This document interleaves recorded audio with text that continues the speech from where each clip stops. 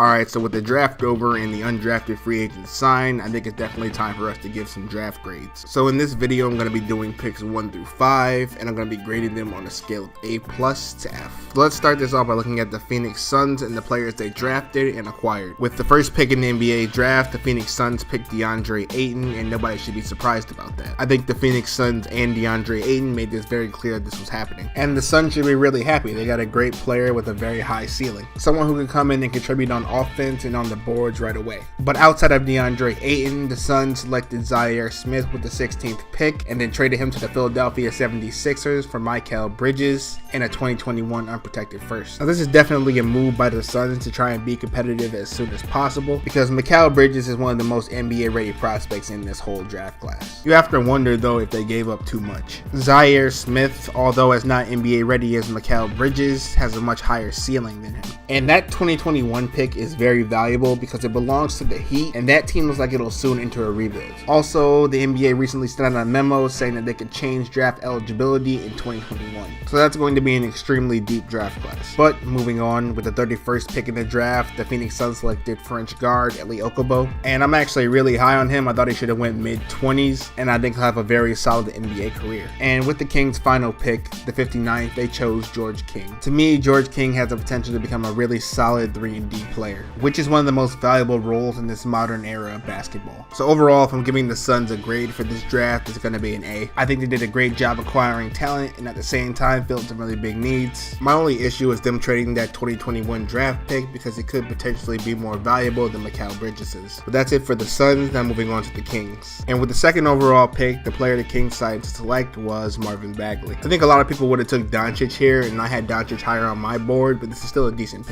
Bagley can come in and help with scoring and rebounding immediately, and the Kings were bottom of the league in both those categories last year. I guess my problem with this pick is that the Kings already have so many big men and not many wings. This offseason is going to be very interesting for them because I believe they're going to have to trade somebody away. It'll likely be either Willie Cauley-Stein, Zach Randolph, or Skal Labissiere. Now the Kings also had the 37th pick where they chose Gary Trent Jr., but they decided to send him to Portland for 2 second-rounders. I guess that's solid value, but I really think Gary Trent Jr. is a solid player who was overshadowed by all the talent that was at Duke. Every team needs 3-and-D players, and Gary Trent Jr. could have provided that. So as for a grade, I'd say I'd give the Kings a B for this draft. Marvin Bagley was a great pick, but there was a player on the board who was either equal to him in talent or better and was a better positional fit. But that's enough about the Kings. Let's move on to the Hawks. So the Hawks had the 3rd pick in the draft, and they decided to select Luka Doncic, but then they traded him to the Mavericks for Trae Young and a 2019 top 5 protected first-round pick. So Trae Young's really a boom or bust pick.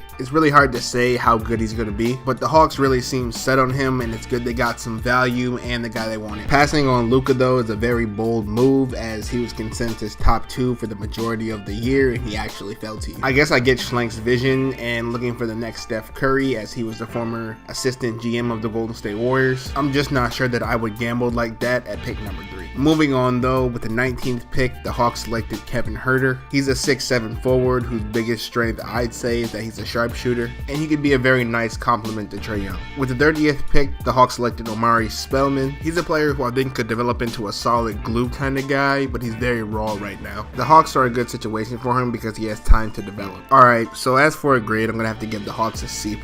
They got the guy they wanted. They got a first-round pick for next year, which is really good. I'm just not sure all the risks that they took were necessary. It seems to me like they're trying to make a dollar store version of the Warriors when this team doesn't really have much talent and should just be taking best player available. Alright, so that's all I had to say about the Hawks. Now moving on to the Grizzlies. And with the 4th pick in the 2018 NBA draft, the Memphis Grizzlies chose Jaren Jackson Jr. I really like this pick for them. Even though Jaren Jackson Jr. is an extremely raw prospect, he has amazing defensive potential. And I think playing with Marc Gasol, who's a former defensive player of the year, can really help him realize that potential. On top of that, he's able to space the floor, which is very important for big men in this modern NBA. Outside of Jaren Jackson Jr., with the 32nd pick, the Grizzlies decided to select Javon Carter. And I think that's a great pick. He's a small but very scrappy defensive-minded guard who'll be a solid backup to Mike Conley. Overall, I can say I'd give the Grizzlies an A. They're trying to be competitive next year, and I think they drafted 2 players who are great fits for their team. And they didn't do anything stupid like trade the 4th pick to get rid of Chandler Parsons' salary. Alright, so moving on from the Grizzlies, first, let's talk about the Mavericks. So like I said earlier, with the 5th pick, the Mavericks decided to select Trae Young, and they traded him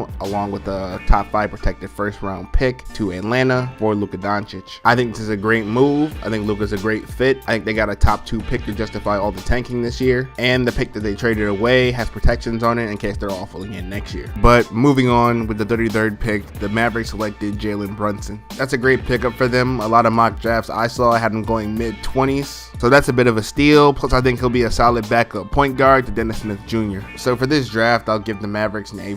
They got 2 great picks and didn't really give much away. So that's it for my grades. I really hope you guys enjoyed this video. If you did, go ahead and give it a like. If you enjoy NBA content, go ahead and subscribe to this channel. I'll see you guys next time.